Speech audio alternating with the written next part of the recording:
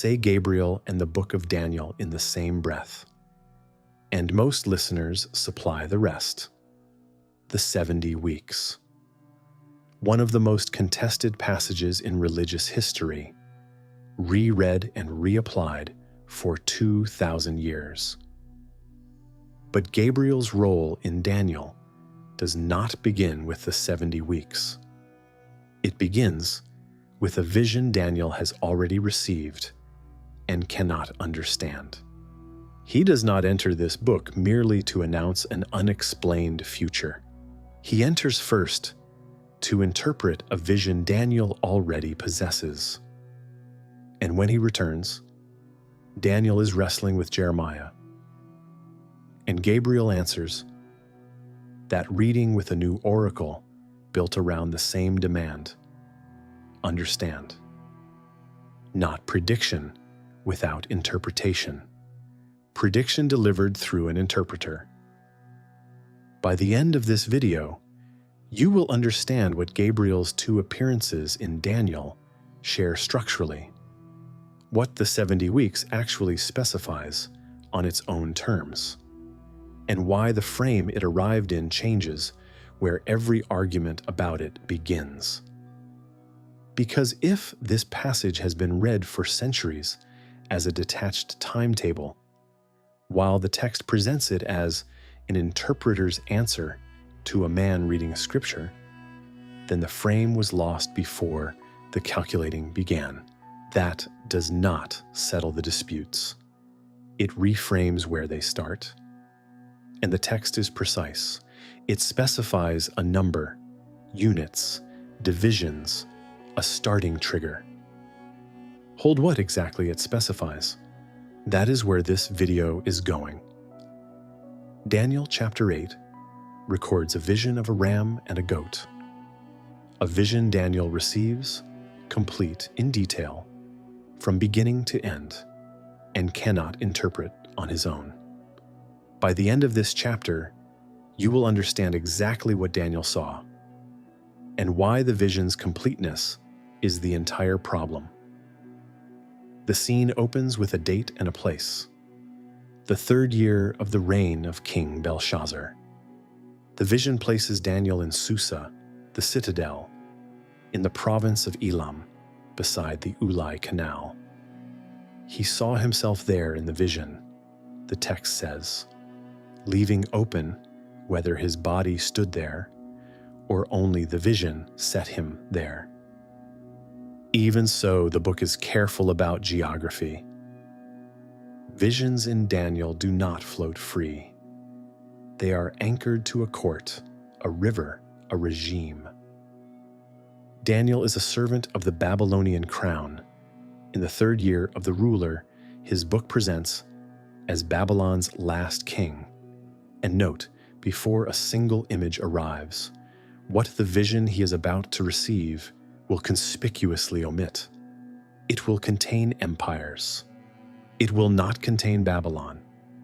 The kingdom Daniel serves, the kingdom whose court he stands in, is simply absent from it, as though the vision has already looked past the world Daniel lives in and begun somewhere further on. And what Daniel sees beside that canal is an animal, a ram standing on the bank with 2 horns. Both horns are high, but one is higher than the other, and the higher one, the text notes, came up last. The ram charges westward and northward and southward. No beast can stand before it. No one can rescue anything from its power. It does as it pleases, and it becomes great. That is the first image, and it is already strange in a specific way. The text has told you which horn grew first. A detail like that is not decoration. It is the kind of detail that belongs to a key that has not yet been provided. Then the second animal. A male goat comes from the west, crossing the face of the whole earth. And the text adds one impossible detail, without touching the ground. Between its eyes is a single conspicuous horn. The goat runs at the ram in powerful wrath, strikes it, shatters both of its horns, throws it to the ground, and tramples it. There is no one who can rescue the ram, and the goat becomes exceedingly great. Then the vision pivots. At the height of the goat's power, the great horn between its eyes is broken. In its place, 4 conspicuous horns rise, pointing toward the 4 winds of heaven. And out of one of them comes another horn, a small one, which grows exceedingly great toward the south, toward the east, and toward the beautiful land. The pattern is worth pausing on. Every power in this vision peaks and breaks. The ram falls at its greatest. The goat's horn snaps at the height of its strength. Greatness in the grammar of this vision is not a destination. It is a precondition for shattering. What follows is the vision's darkest movement. The small horn grows as high as the host of heaven. It throws some of the host and some of the stars down to the ground and tramples them. It magnifies itself, the text says, even against the prince of the host. The regular burnt offering, the daily sacrifice at the heart of the temple's rhythm, morning and evening, the pulse of Israel's worship, is taken away from him. The place of his sanctuary is overthrown. And in one of the coldest lines in the book, truth is thrown to the ground, and the horn acts and prospers. Then Daniel hears a conversation between 2 holy ones. One asks the other the question generations of readers have asked ever since: for how long? For how long the vision, the transgression, the trampling of sanctuary and host? And the answer comes back with a number in it: for 2,300 evenings and mornings. Then the sanctuary shall be restored to its rightful state. Notice how that number arrives. The question is not Daniel's. It passes between holy ones above him. But the answer, the Hebrew text says, is spoken to him, a duration handed over without a word of explanation. Even the vision's own arithmetic reaches him unreadable. Sit with that. Before Gabriel has said a single word, before he has even appeared, the vision already contains a number, a duration, a promised end. The raw material of everything this book will become famous for is present in the images themselves. What is absent is any way to read them. And the text says so, explicitly. When the vision ends, Daniel writes that he sought to understand it. The previous episode traced how Gabriel identifies himself in the Gospel of Luke by station.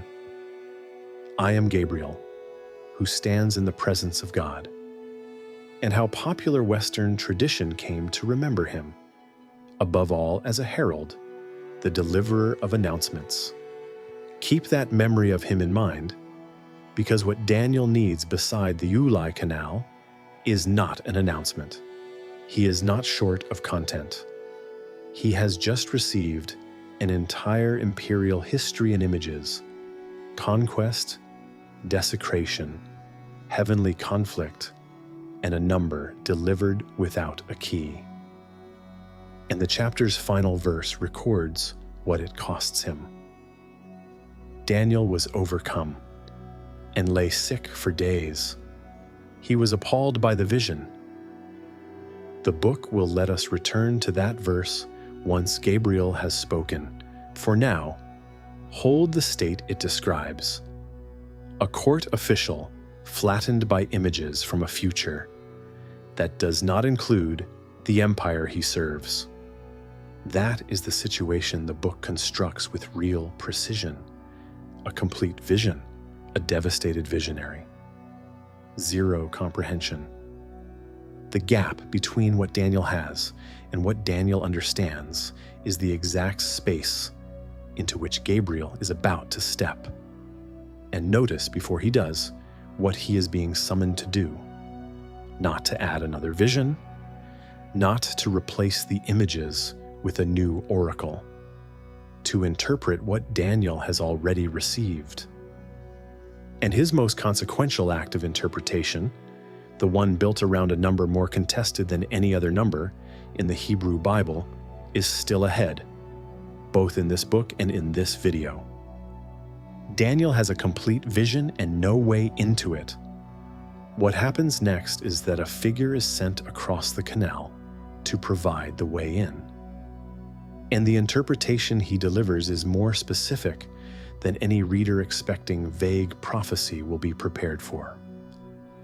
Daniel 8, verses 15 to 26, records Gabriel's explanation of the ram and goat vision, and it does not leave symbols as symbols.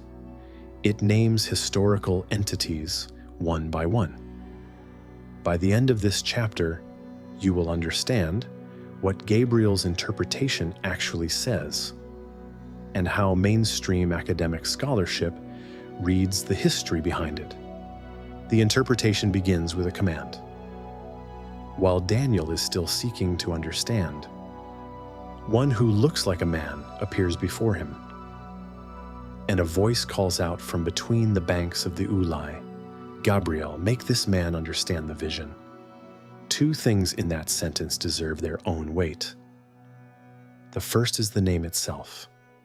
This is the first named angelic figure in the Hebrew Bible's canonical sequence. Centuries of unnamed messengers, unnamed destroyers, unnamed figures at tent doors and threshing floors. And the first name the text ever supplies arrives attached to this task.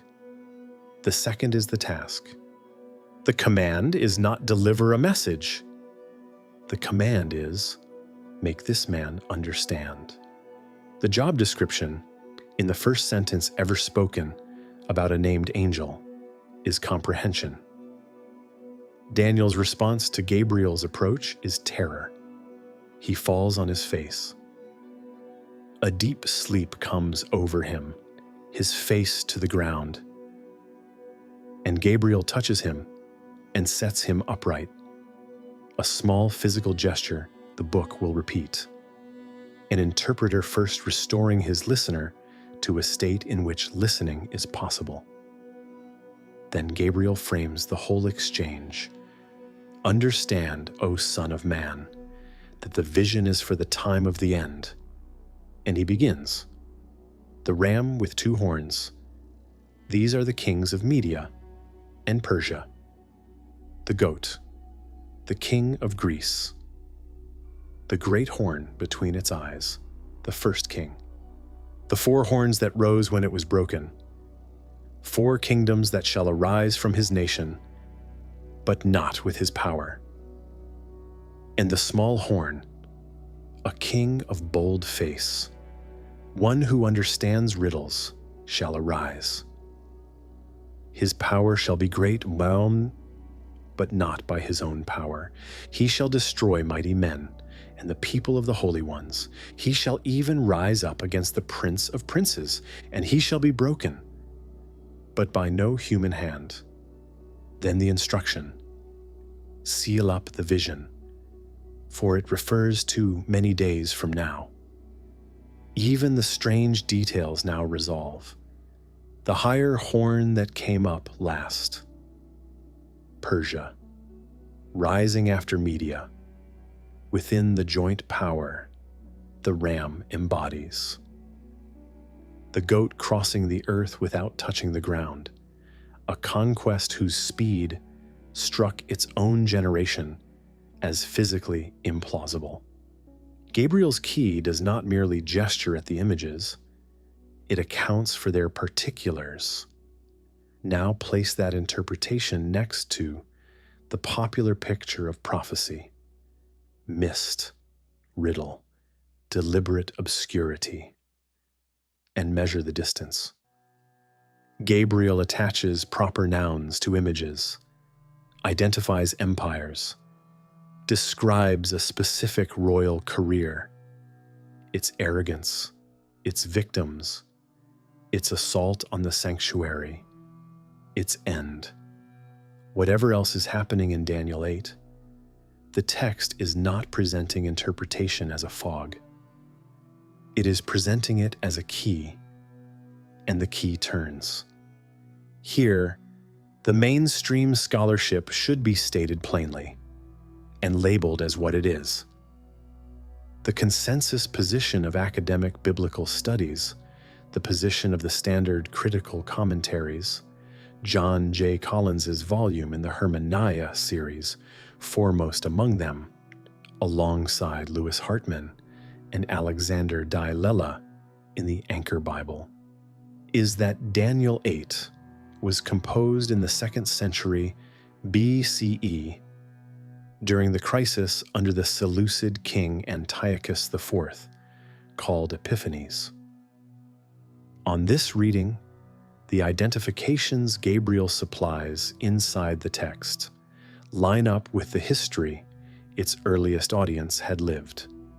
The first king of Greece is Alexander. The 4 horns are the kingdoms carved from his empire after his death.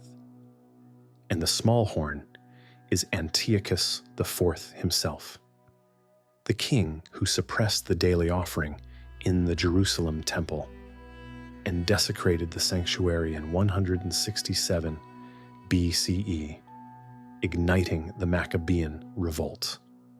The taking away of the regular burnt offering, the overthrow of the sanctuary, the trampling of the holy people.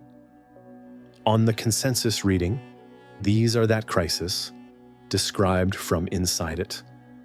And the phrase "the time of the end," on the same reading, points to the decreed end of that persecution, not to the end of the world.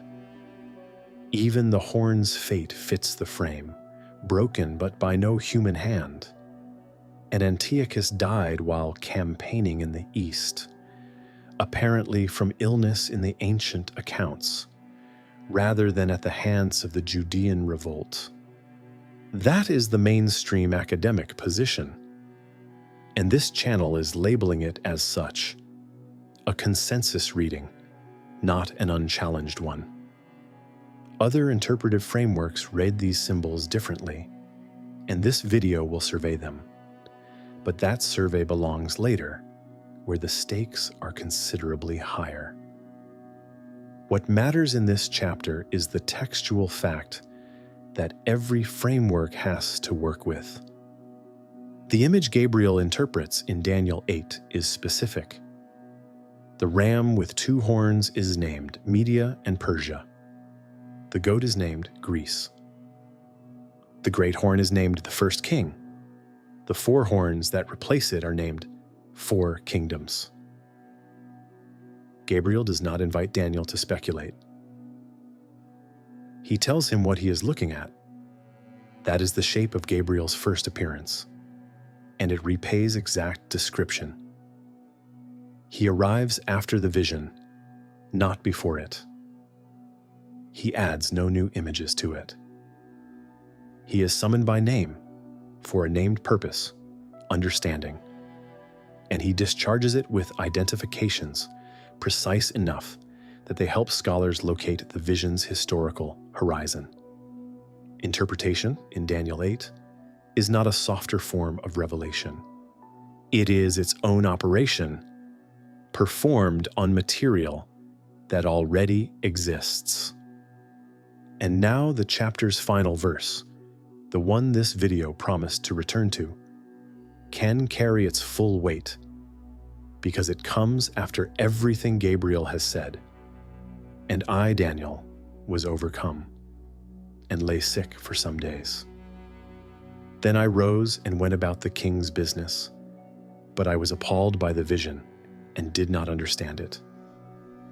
Even with the key in his hands, Daniel closes the chapter appalled back at his desk, in the service of an empire his vision does not mention. And the chapter ends with the vision still beyond understanding. Give that verse its full uncomfortable force. Gabriel has identified the principal symbols. The vision is not thereby exhausted. The symbolic decoding has reduced the mystery. It has not dissolved it. And that strengthens the portrait rather than weakening it. Interpretation in this book is not total comprehension on demand. The key turns, and parts of the room stay dark. What Gabriel supplied was exactly what he was summoned to supply, and no more. That restraint is part of the portrait. Gabriel's function in Daniel 8 is now fully visible.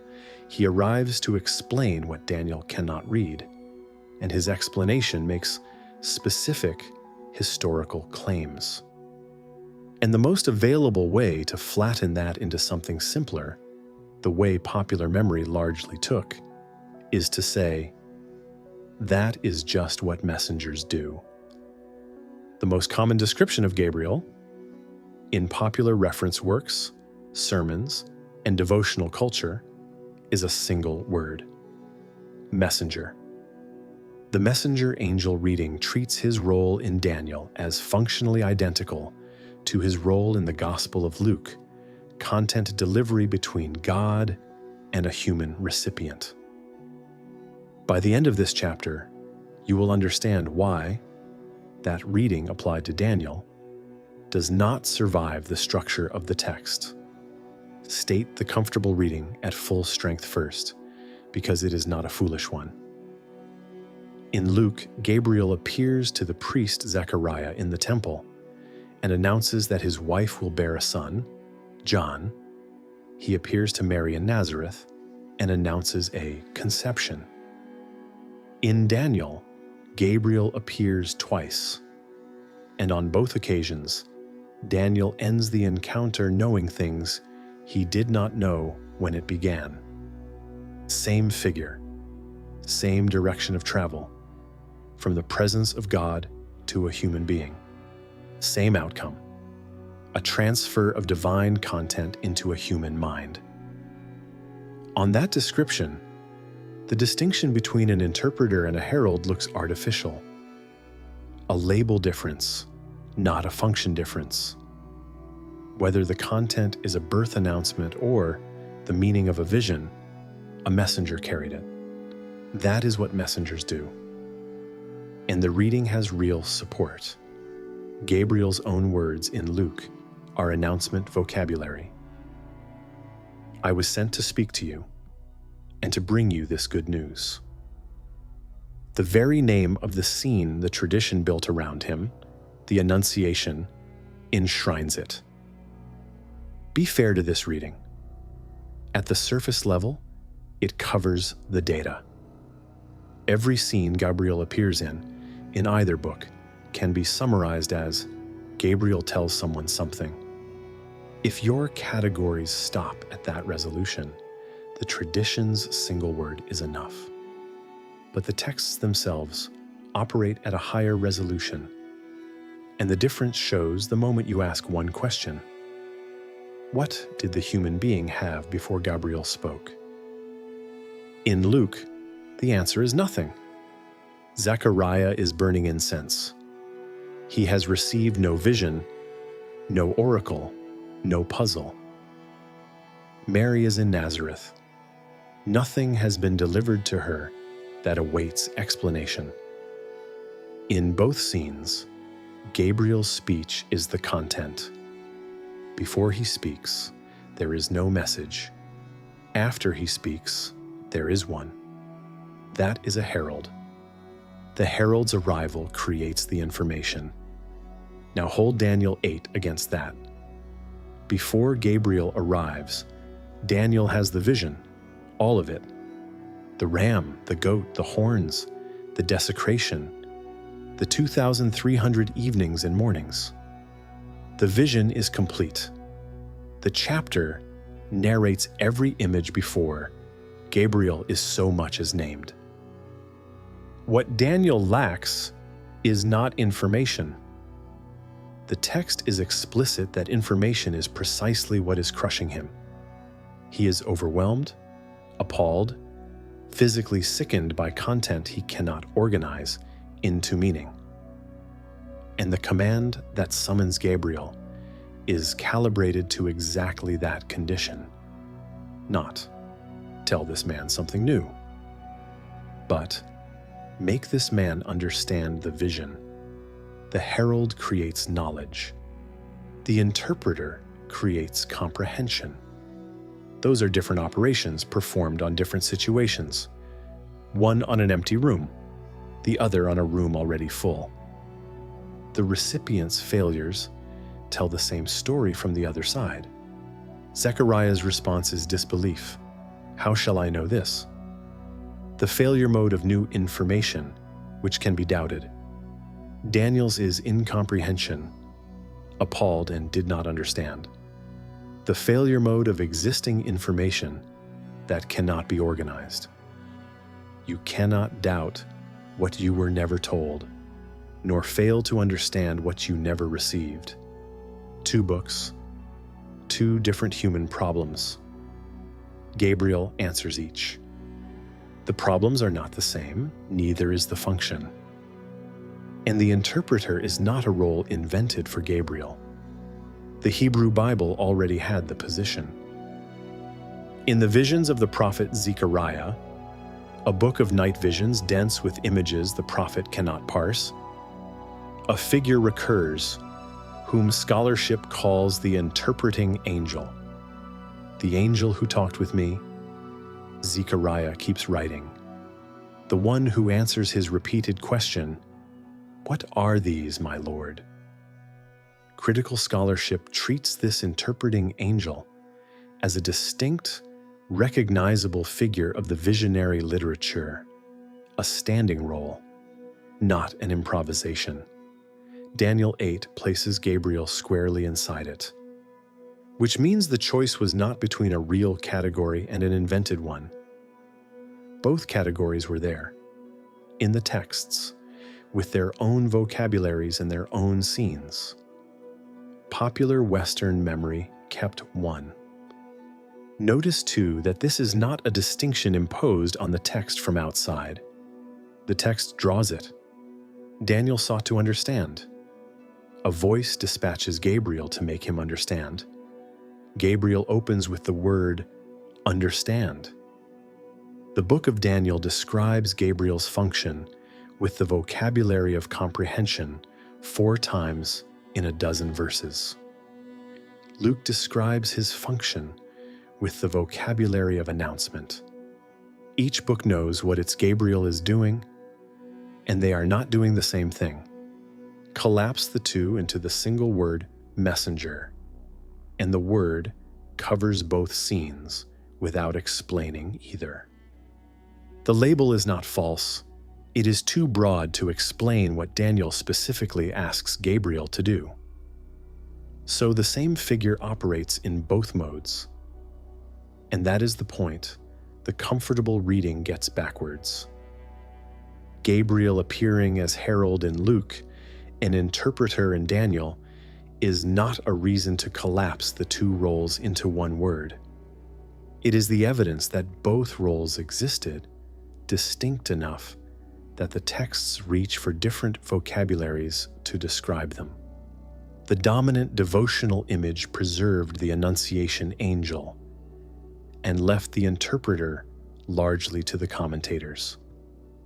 The trumpet, the Annunciation, the announcement that Gabriel entered the popular imagination. The Gabriel who is summoned because a man is drowning in a vision he cannot read. That Gabriel takes an act of deliberate attention to recover. Step back then and take stock of what the first half of this video has assembled, the complete structural portrait of Gabriel in Daniel 8. A figure who arrives after the vision, not before it, whose function is to make an existing vision intelligible, whose interpretation is specific and historical in its claims, The second half of this video watches that function meet a harder case. And here, the number from the beginning of this video draws closer, because an interpreter who handles exact numbers is doing something more precise than delivering a message.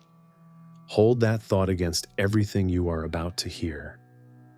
In Daniel 8, Gabriel is an interpreter, not a herald. One chapter later in the text, and roughly a decade later in the story's own chronology, the same vocabulary of understanding returns. But this time, Gabriel does more than decode a vision. This time, no symbolic vision is narrated. There is a man reading a book, and Gabriel will answer his reading with something the book has not shown before.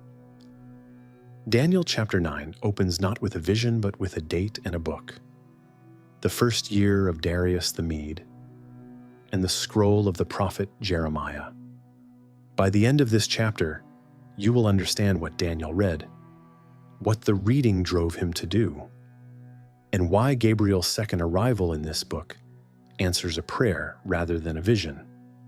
The date matters. The first year of Darius, son of Ahasuerus, of Median descent, who was made king over the realm of the Chaldeans. In the book's own chronology, Babylon has just fallen. The empire that destroyed Jerusalem and carried its people into exile has itself been overthrown. And in that first year of the new order, the text shows us something no earlier chapter of Daniel has shown: Daniel reading scripture. I, Daniel, perceived in the books the number of years that, according to the word of the Lord to Jeremiah the prophet, must pass before the end of the desolations of Jerusalem, namely 70 years. The text he is reading survives, and we can read it with him. In Jeremiah chapter 25, the prophet declares that the whole land shall become a ruin, and these nations shall serve the king of Babylon 70 years. And after the 70 years are completed, Babylon will be punished. In Jeremiah chapter 29, the promise turns toward the exiles themselves. When 70 years are completed for Babylon, I will visit you, and I will fulfill my promise and bring you back to this place. 70 years for Babylon. And Daniel is standing in the first year after Babylon has fallen. Feel the pressure of that situation. If the 70 years attach to Babylon's supremacy, and Babylon's supremacy has just ended, then the clock Jeremiah set may already have run out. A reader in Daniel's position holds a prophetic text whose stated period is closing, and a ruined city that shows no sign of the promised restoration. The text is not unclear. The text is precise, and its precision is exactly what makes it unbearable, because the world does not yet match it. What Daniel does next is the hinge of the chapter, and it is worth stating carefully what he does not do. He does not recalculate. He does not seek a new vision. He does not treat Jeremiah's number as a cipher to be decoded into a better answer. He turns to God with fasting, sackcloth, and ashes, and he prays, one of the longest prayers in the Hebrew Bible, and one of its most unsparing. It is confession from its first movement to its last, saturated in the covenant language of Deuteronomy, the God who keeps covenant and steadfast love, the curse and the oath written in the law of Moses, poured out because we have sinned against him. We have sinned and done wrong. Righteousness belongs to you, O Lord, but to us open shame. The prayer does not dispute Jeremiah's number, and it does not plead Israel's record. And at its climax comes a sentence that removes every ground of appeal except one. We do not present our pleas before you because of our righteousness, but because of your great mercy. And then the final petition, 4 imperatives struck like bells. O Lord, hear. O Lord, forgive. O Lord, pay attention and act. Do not delay. There is no request for a timetable anywhere in it, no request for revelation, no question about Jeremiah's number at all. A man pleads for a ruined city on the basis of mercy alone. And it is that prayer, not a vision, that Gabriel answers. While I was speaking in prayer, Daniel records, the man Gabriel, whom I had seen in the vision at the first, came to me in swift flight at the time of the evening sacrifice. Every clause in that sentence is carrying weight. Whom I had seen in the vision at the first, the book itself joins the 2 appearances. Daniel recognizes him, and the text wants the reader to recognize him too. In swift flight, or so the familiar rendering has it. The Hebrew phrase is difficult. Translators have heard swift flight, rapid approach, even weariness. So nothing should be built on the speed. At the time of the evening sacrifice, a timestamp with an ache built into it, because the evening sacrifice is part of the daily offering, and there is no temple standing in which to offer it.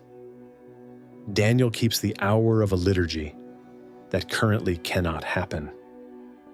And Gabriel's first substantive words name his own function before anything else. I have now come out to give you insight and understanding. He even tells Daniel when the commission was issued. At the beginning of your pleas, a word went out, and I have come to tell it to you. The word goes out from the beginning of Daniel's prayer. The scene binds prayer and revelation together, though interpreters disagree about how directly the oracle answers the prayer's actual petition. There is the structural rhyme, stated by the text in its own words. In chapter 8, Daniel had a vision he could not read, and Gabriel came to make him understand it. In chapter 9, Daniel has a scripture he cannot fully apply. Jeremiah's 70 years, precise on the page and unresolved in the world, and Gabriel comes to give insight and understanding.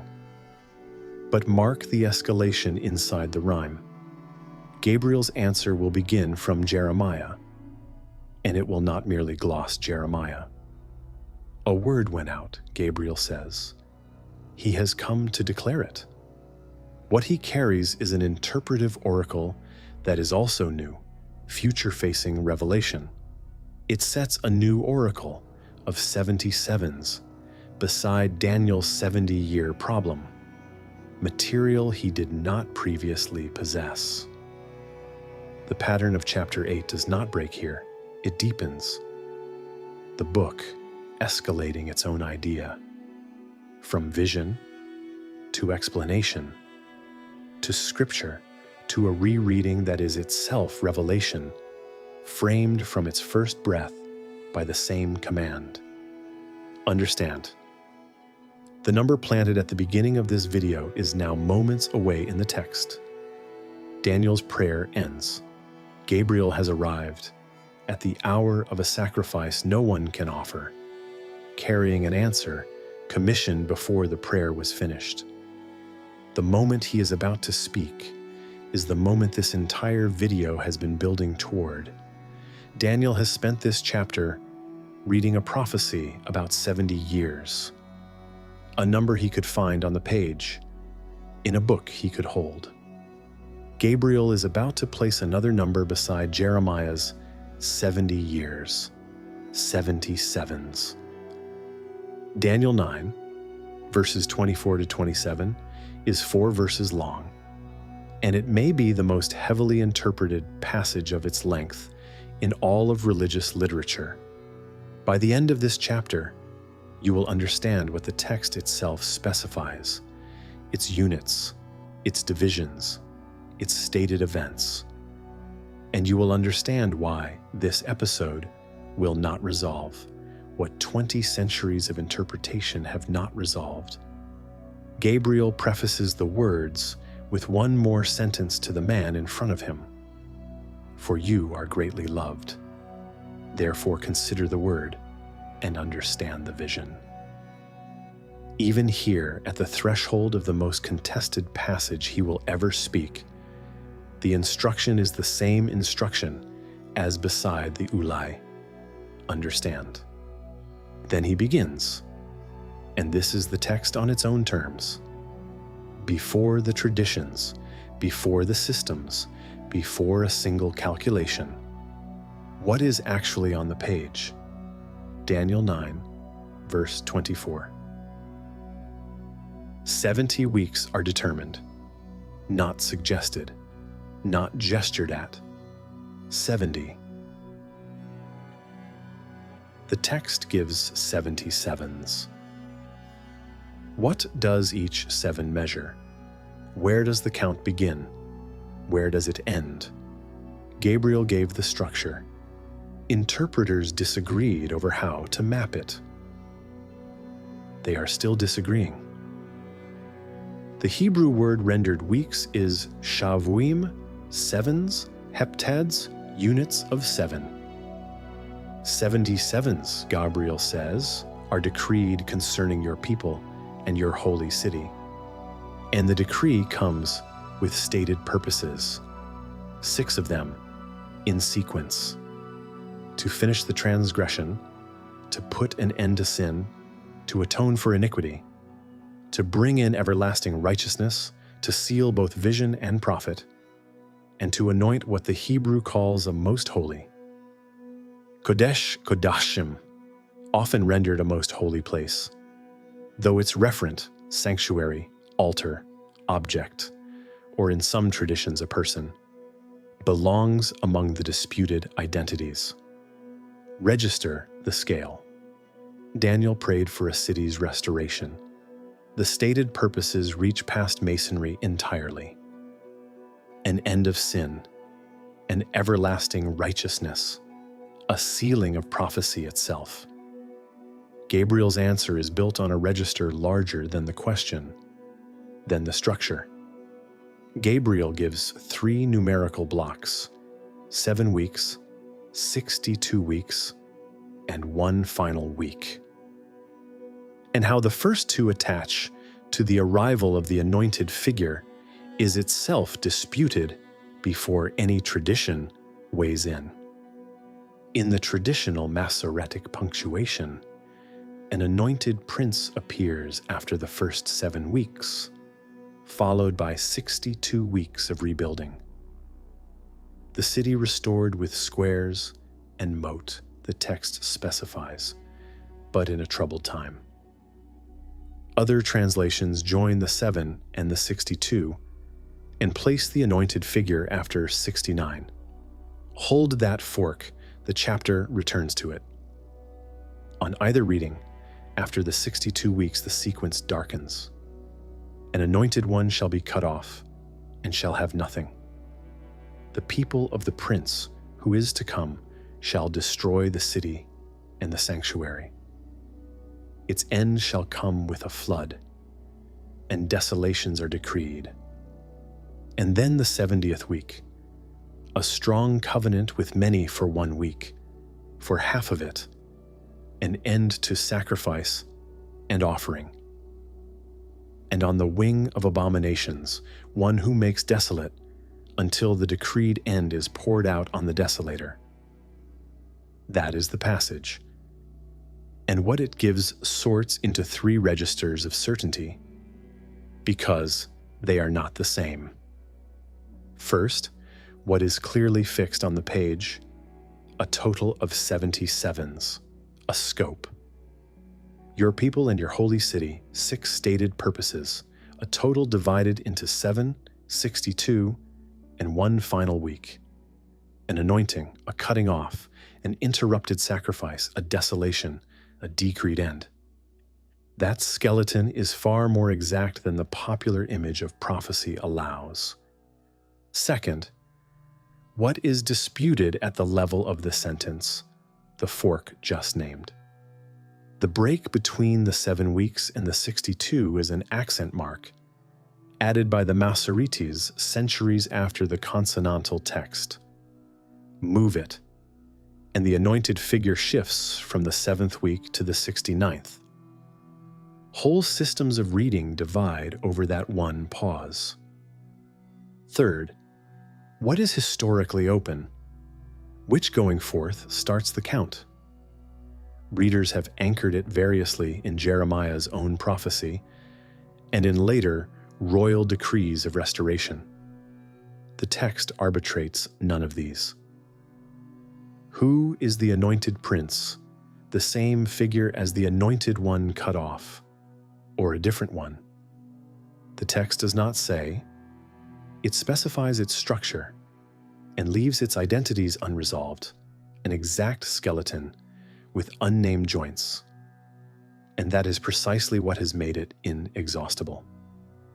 A vaguer text would have been set aside, a fully specified one settled. This one is exact enough to demand a reading and open enough to permit many. Those are the hinges, and every tradition that reads the passage turns on them. Hold that skeleton in mind and set the grammar aside. The rest of this chapter is what readers have done with it. Here is how mainstream academic scholarship reads it, labeled clearly as what it is. The consensus position of critical biblical studies, the reading of the standard commentaries, Collins in the Hermeneia series, and Hartman and Di Lella in the Anchor Bible among them. On this reading, the 70 weeks are weeks of years, 70 sevens of years, and the passage is Gabriel's reinterpretation of Jeremiah.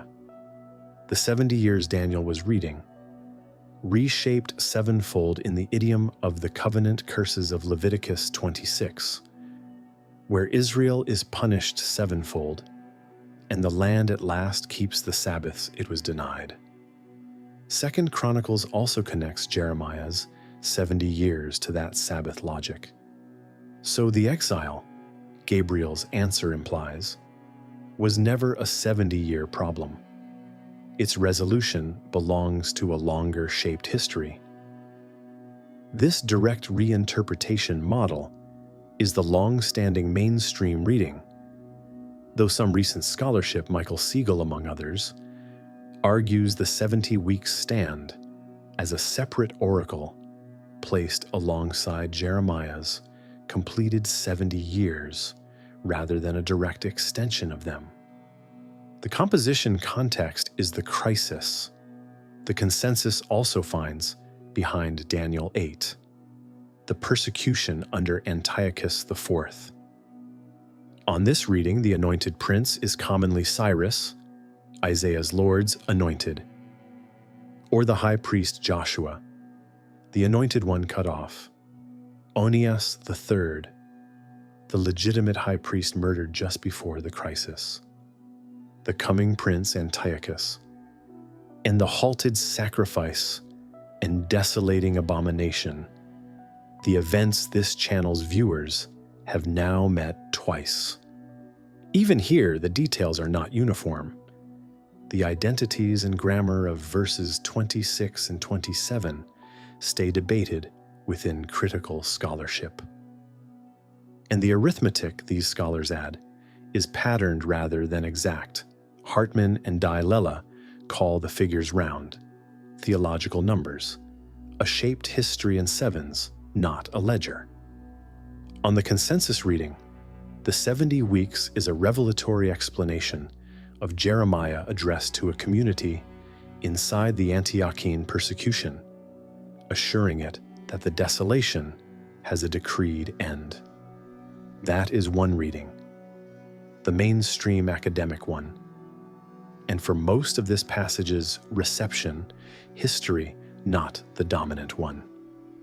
Messianic fulfillment readings, ancient and extensive within Christian interpretation, identify the Anointed One with the Messiah and read the passage as fulfilled in the 1st century. Strands of Jewish interpretation connected the week's endpoint with the Second Temple's destruction. Dispensationalist frameworks, modern in origin, read a pause between the 69th and 70th weeks and hold the final week still future. Each has produced serious and extensive literature.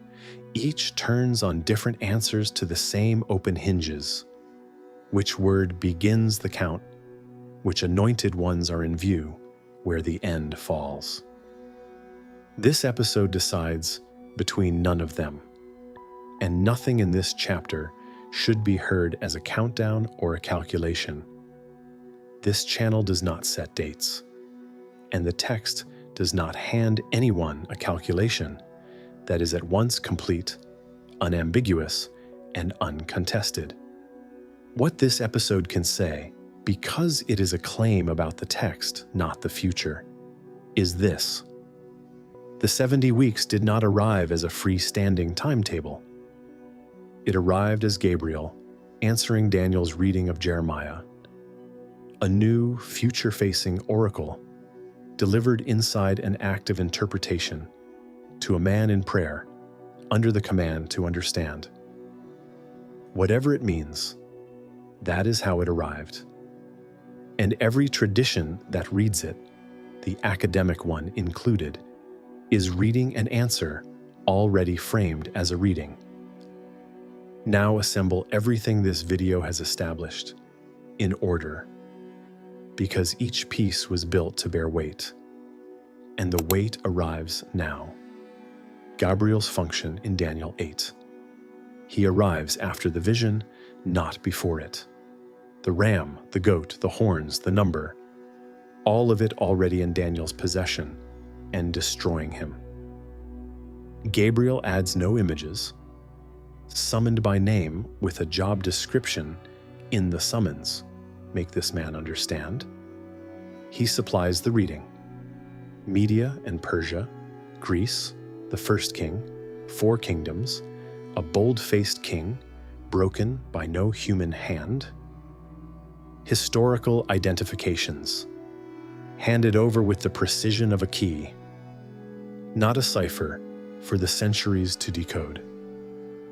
Someone reading the lock already there. The same interpretive frame in Daniel 9, but now expanded. No new symbolic tableau this time. A man reading Jeremiah, a 70-year prophecy closing against a city still in ruins, and a response not of calculation, but of sackcloth and confession. Gabriel arrives mid-prayer, at the hour of a sacrifice no one can offer, and names his purpose first: insight and understanding. The material is not even Daniel's own vision now. It is another prophet's written word, and Gabriel's answer is no gloss on it, but a new oracle grown out of it. Twice summoned, twice around the same command: understand.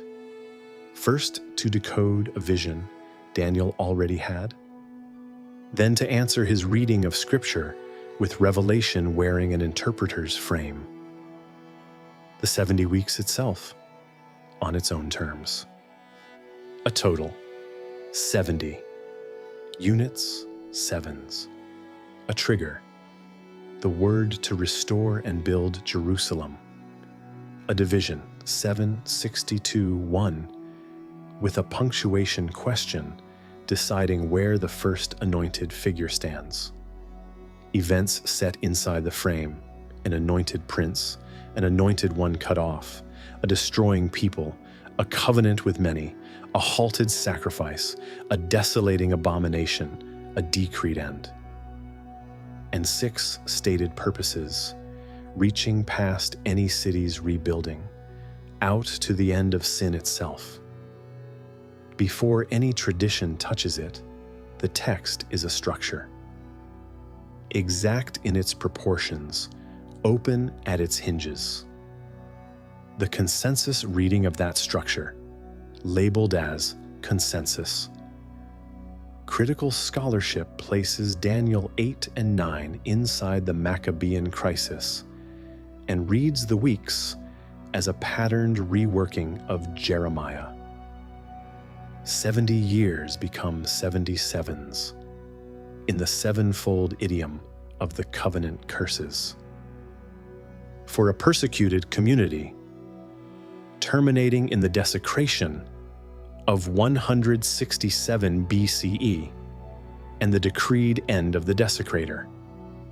Round numbers shaped history, theology and arithmetic's clothing, answering the oldest question in the book. For how long?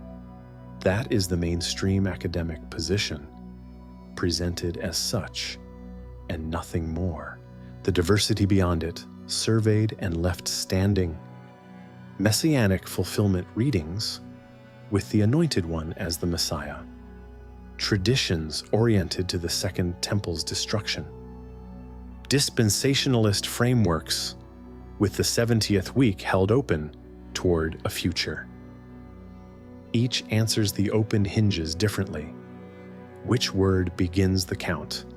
Which anointed ones stand at the boundaries, where the end falls? This episode decides between none of them, because the hinges the text leaves open are genuinely open. And honesty about a text includes honesty about where it stops specifying. And then the last step, the one everything else has been carrying. Gabriel's distinctive role in Daniel is interpretive mediation. Interpretation begins from material already given and renders it legible. The vision beside the Ulai existed before Gabriel crossed the canal. Jeremiah's 70 years before he landed at the hour of the evening sacrifice. In neither scene does Gabriel arrive into an empty context. In both, he responds to revelation already present. First a vision, then Jeremiah's written prophecy. Even though the second response also brings something genuinely new. That does not make the 70 weeks non-predictive. Interpreting angels in this literature routinely explain visions that face forward. Interpretation names the act performed. Prediction names the direction its content faces. And in Daniel, the two coexist in the same speech. What Gabriel's role changes is not whether the oracle points forward, but how its pointing should be approached. The 70 weeks did not arrive as a detached timetable. It arrived inside an act of reading. Daniel reads Jeremiah, prays over the gap between text and history, and receives a new revelation framed by the command that governs both of Gabriel's appearances in Daniel. Understand. Forget that frame, and the passage becomes a calculator. Restore it, and it becomes what the narrative presents, a future-facing oracle embedded in an act of reading sacred history. However, each tradition believes that history reaches its fulfillment. A memory that kept only the Herald was always likely to receive an interpreter's explanations as bare announcements, and to read the frame right out of the passage. Recovering the frame does not tell you what the 70 weeks means. It tells you what kind of thing you are holding when you ask. Gabriel appears twice in Daniel. Both appearances begin with prior revelation that remains unresolved. In chapter 8, he decodes a vision Daniel has already seen. In chapter 9, he answers Daniel's reading of Jeremiah with a new oracle, framed by insight, by understanding, and by the demand to comprehend. The 70 Weeks Prophecy, one of the Hebrew Bible's shortest passages to generate such extensive commentary, date calculation, and eschatological system building, was delivered by a figure whose textual role in that moment was interpretive mediation. A new, future-facing oracle, handed over inside an act of explanation, under the command to understand. Whether that answer has been correctly received across the centuries of tradition that followed is not a question this channel is positioned to settle. There is one more thread, and this channel has deliberately left it open before. In Daniel chapter 10, a figure appears whom the text never names. A man clothed in linen, his face like the appearance of lightning, his eyes like flaming torches.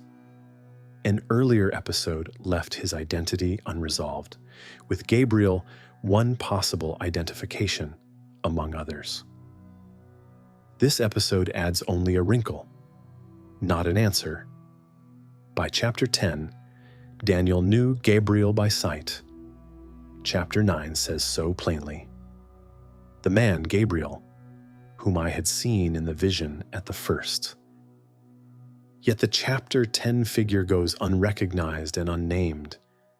No whom I had seen before, no name, nothing. Because Daniel had already identified Gabriel by sight, the failure to name the chapter 10 figure weighs against identifying them. A man Daniel knew would be a man Daniel named. But it does not settle the question, and the text itself refuses to arbitrate.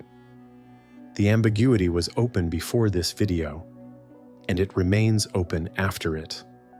What this channel can say is this: the figure who delivered the 70 weeks was identified in the same tradition as the one who stands in the presence of God.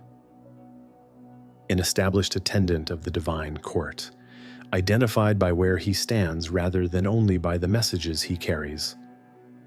And his two appearances in Daniel read as what they are: prediction delivered through an interpreter, not announcement without a frame. Suggests something about what the popular memory that kept only the Herald had let slip.